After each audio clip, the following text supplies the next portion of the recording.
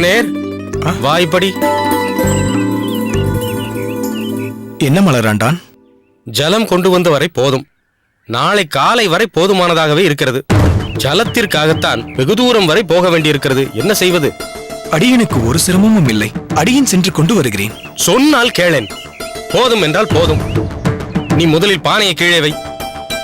தேவையானால் பிறகு செல்லலாம். சரி சரி, அதற்கு ஏன் சத்தம் போடுகிறாய்? பானையை வைத்து விட்டேன், போதுமா? மிரட்டினால் தான் சொல் பேச்சு கேட்கிறேன் என்கிறாய். அதனால் தான் சற்று குரலை உயர்த்தி பேசினேன். ஓ, இப்படி ஒரு யுக்தியா? சரி, போகட்டும். தளிகை இப்போதுதான் ஆரம்பிக்கின்றாயா? ஆச்சாரியருக்கு அமுது படைக்க நேரமாகிவிட்டதே. பெரிய தளிகை ஒன்றுமில்லை. வெண்பொங்கல் தான் செய்து வைத்திருக்கிறேன். இன்னும் சற்று நேரத்தில் தயாராகிவிடும். என்ன செய்வது? சற்று தாமதமாகத்தான் வேலை இங்கே நடக்கிறது. இது என்ன ஸ்ரீரங்கமா? நினைத்தபடி எல்லாம் கிடைப்பதற்கு? நீ சொல்வதும் சரிதான். சரி, பொங்கலுக்கு தேவையான வஸ்துக்களையாவது இதில் போட்டிருக்கிறாயா? இல்லை அதுவும் இல்லையா? வஸ்துக்கள் எல்லாம் என்றால் மிளகு போட்டு விட்டேன். சீரகம் ஏராளமாக போட்டு விட்டேனே. இஞ்சி இஞ்சி போடவில்லையே. நெய், கருவேப்பிலையாவது? அச்சோ, அதையும் போடவில்லையே. நன்றாக இருக்கிறது போ. இதையெல்லாம் சேர்த்து செய்தால்தான் பொங்கல்.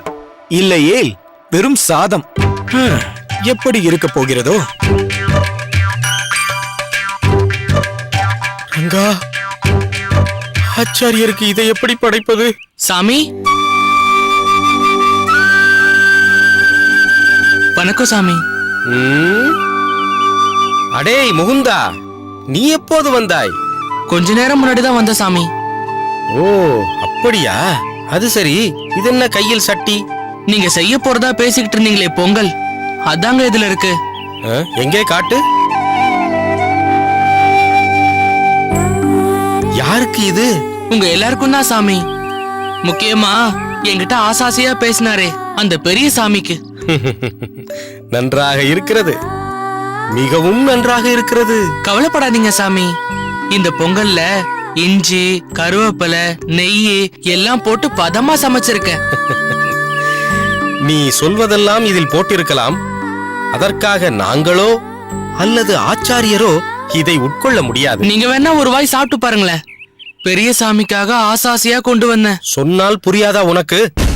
நீ கொண்டு வந்ததையெல்லாம் எங்கள் ஆச்சாரியருக்கு கொடுக்க முடியாது. என்ன சாமி இப்படி சொல்றீங்க? அன்னைக்கு தாகத்துக்கு நான் தானே தண்ணி கொடுத்தேன். அதே மாதிரி இதையும் வாங்கிக்கோங்க சாமி. அடேய், அன்று கூட உன்னிடம் இருந்து வாங்கவில்லை. நான் தான் ஜலத்தை என் குடுவையில் முகர்ந்து கொண்டு வந்தேன். காரணம், ஜலத்திற்கு தோஷம் இல்லை. அதுவும் இல்லாமல் ஆச்சாரியர் பெருமாளுக்கு கண்டருள பண்ணியதைத்தான் உண்பார். கண்டருள பண்றதுன்னா உனக்கு எங்கே புரிய போகிறது? கண்டருள பண்ணுவது என்றால் பெருமாளுக்கு படைக்கப்பட்ட உணவைத்தான் அவர் உண்பார் என்பது பொருள். நீ சமைத்த பொருளையெல்லாம் ஆச்சாரியருக்கு சேர்க்க முடியாது. இதுவும் எங்க கண்ணன் சாமிக்கு படைச்சுதான் கொண்டு வந்திருக்கேன் சாமி. அடே, சொன்னால் கேளடா. உன் மூளைக்கு எப்படி ஏற்றுவது என்று எனக்கு புரியவில்லை. இதையெல்லாம் வாங்கி கொண்டால் அனாச்சாரமாகி விடுமடா. அனாச்சாரமா?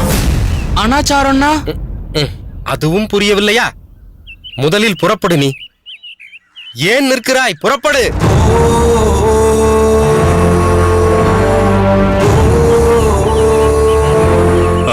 மலராண்டா, சுவாமி, ஆச்சாரியருக்கு நெல்லிக்கனி கொடுக்க வேண்டும். சீக்கிரம் கொடு. நெல்லிக்கனி? நெல்லிக்கனி? நெல்லிக்கனியேதான். வா, வந்து எடுத்துக்கொடு. அமுது செய்வதற்கு முன் ஆச்சாரியருக்கு மருந்தாய் அதை கொடுக்க வேண்டும். அது வந்து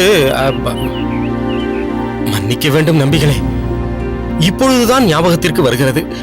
நெல்லிக்கனி இருந்த குடுவையை ஞாபக மறதியாக திருமாலிருஞ்சோலையில் தங்கியிருந்தோமே, அங்கேயே வைத்து விட்டேன். தாங்கள் கேட்டதும் தான் ஞாபகமே வருகிறது. தயவு செய்து மன்னித்து விடுங்கள் நம்பிகளே. மலராண்டான், புரிந்துதான் பேசுகிறாயா நீ? உன்னை மன்னித்தால் ஆயிற்றா? ஆச்சாரியர் உடல் ஆரோக்கியத்திற்காக நாம் வலியுறுத்தி கேட்டுக்கொண்டதன் பேரில் அவர் நெல்லிக்கனியை மருந்தாக உட்கொண்டு வருகிறார். அதுவும் இந்த உஷ்ண காலத்தில் நெல்லிக்கனி குளிர்ச்சி என்பதால் அதை உட்கொள்ள வேண்டும் என்பது ஆச்சாரியருக்கு அவசியம் என்று உனக்கு தெரியாதா? இப்போது அது இல்லை என்றால் எப்படி? அவர் உடல்நிலையை பற்றி நீ சற்றேனும் சிந்தித்து பார்த்தாயா? இங்கு பார் மலராண்டான், நெல்லிக்கனி அவசியம் வேண்டும். அதுவும் இன்னும் சற்று நேரத்தில் வேண்டும். நீ எங்கே போய் தேடுவாயோ அது பற்றி அடியனுக்கு தெரியாது. நெல்லிக்கனியை ஆச்சாரியருக்கு கொடுக்க வேண்டும், அவ்வளவுதான்.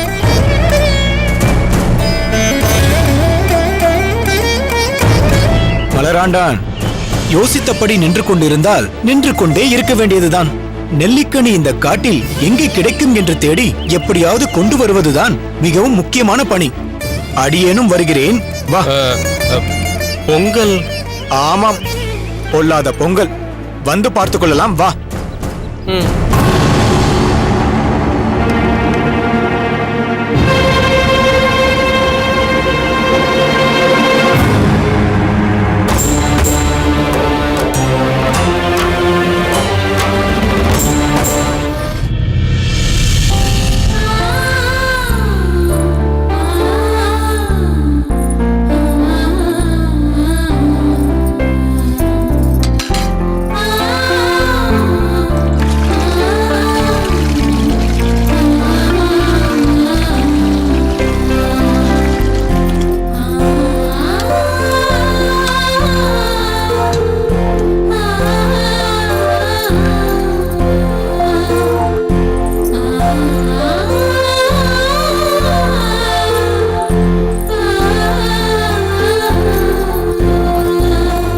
தஞ்சா, அந்த காய்கறிகளை கொடு.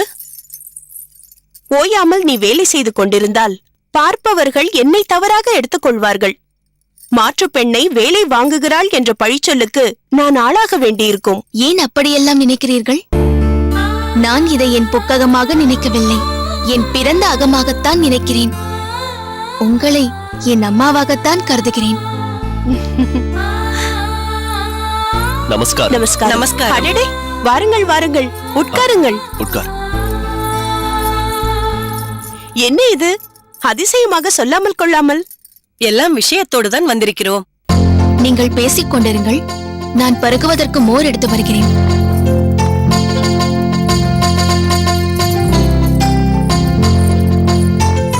வாருங்கள் ஆறாவமுதரை. நமஸ்காரம். நமஸ்காரம். எப்பொழுது வந்தீர்கள்? சற்று முன்தான் வந்தோம். உட்காருங்கள்.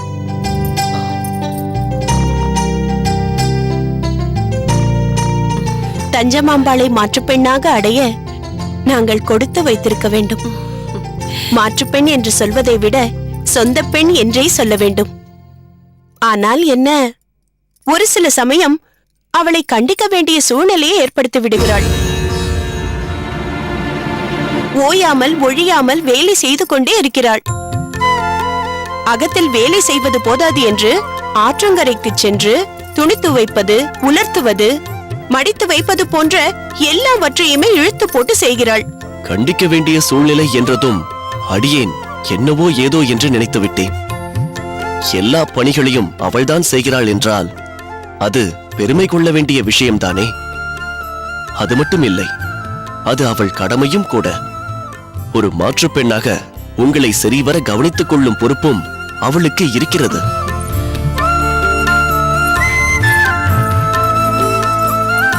சரியாக சொன்னீர்கள் அப்பா. இந்த குடும்பத்தில் ஒருத்தியாக விளங்கும் போது அந்த பொறுப்பையும் நான் தானே ஏற்றுக்கொள்ள வேண்டும். இருந்தாலும் உடலுக்கும் சற்று ஓய்வு கொடுக்க வேண்டும் அல்லவா? அதற்கான ஒரு உபாயத்தோடு தான் நாங்கள் வந்திருக்கிறோம். உபாயமா? அது என்ன உபாயம்? உங்கள் சம்மதம் கிடைக்கும் என்ற நம்பிக்கையில் உங்களை கலந்தாலோசிக்காமல் ஒரு முடிவெடுத்திருக்கிறோம். புதிர் போடாமல் சொல்லுங்களேன். பட்டு, பட்டு,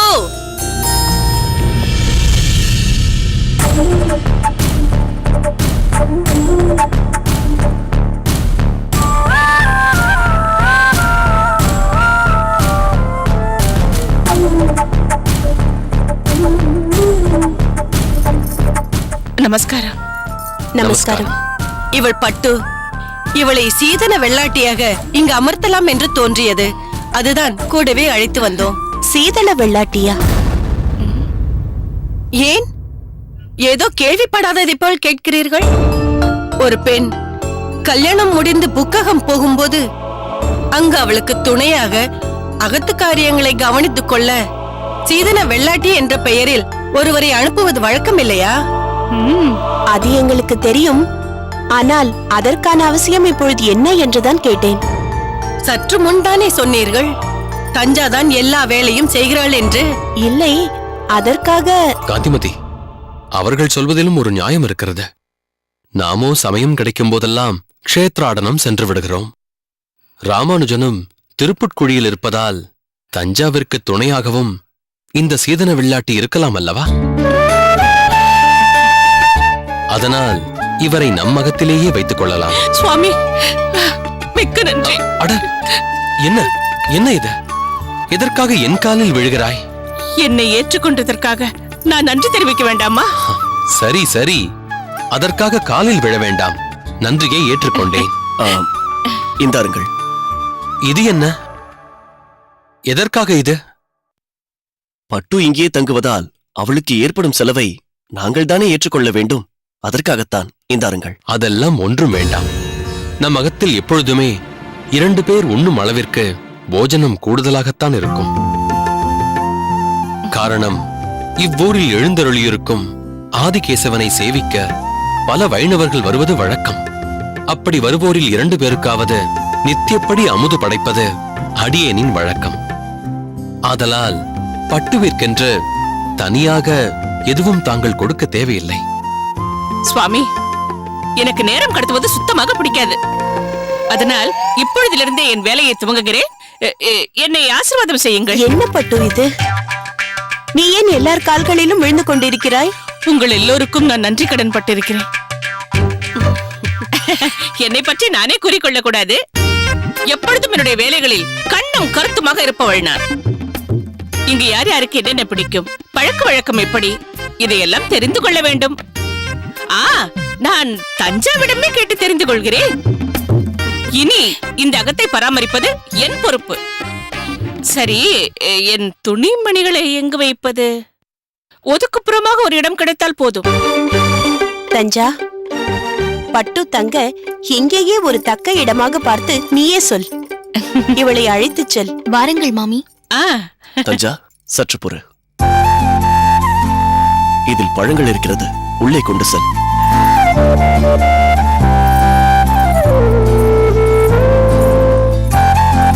எங்கே நீங்கள் மறுப்பு தெரிவித்து விடுவீர்களோ என்ற ஐயத்துடன் தான் வந்தேன். நீங்கள் பட்டுவை ஏற்றுக்கொண்டதில் எங்களுக்கு பெரும் மகிழ்ச்சி. பாவம், அகத்துக்காரன் விட்டுவிட்டு எங்கோ போய்விட்டான். தனிமையில் மிகுந்த ஏழ்மையில் இருக்கிறாள். நீங்கள் நல்ல எண்ணத்துடன் நல்லது செய்யும் போது அதை நாங்கள் ஏன் தடுக்க வேண்டும்? தஞ்சாவிற்கும் ஒரு துணை கிடைத்தது போல் ஆயிற்று.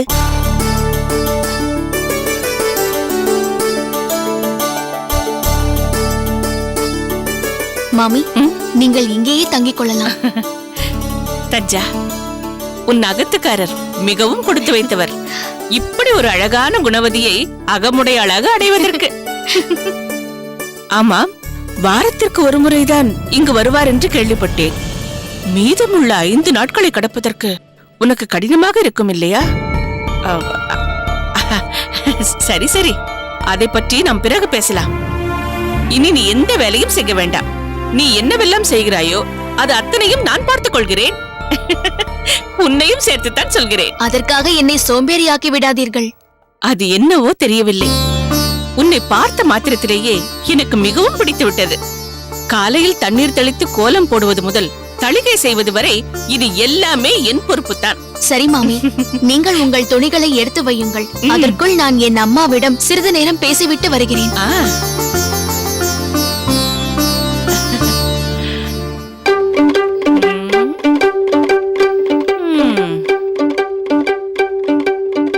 அறை சற்று சிறியதாகத்தான் இருக்கிறது. அனுசரித்து போவோம்.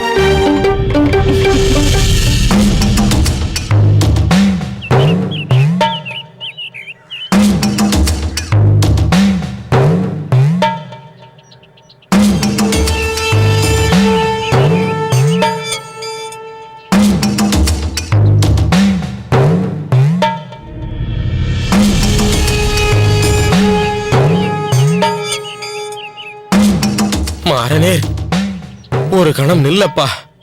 எனக்கு சற்று ஓய்வு தேவை. முடியவில்லையே. ம், ஒழுங்காக நெல்லிக்கனியை பத்திரமாக எடுத்து வந்திருந்தால் இவ்வளவு சிரமத்திற்கு ஆளாகி இருக்க வேண்டாம்.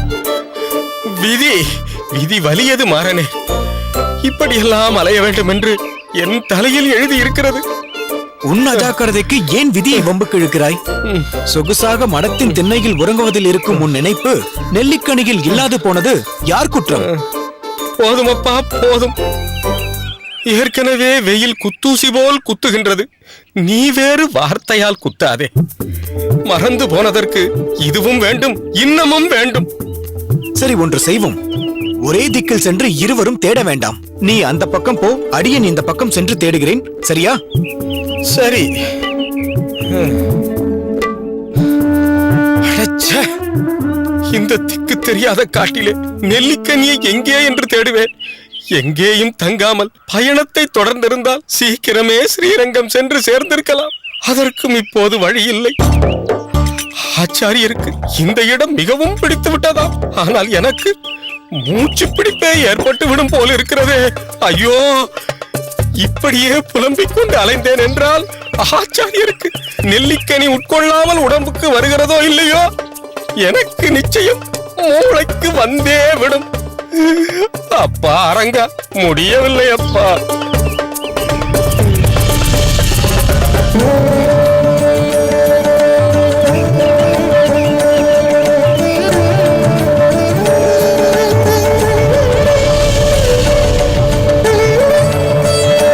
நில்! அந்த பொற்காசு பொதியை என்னிடம் கொடும்.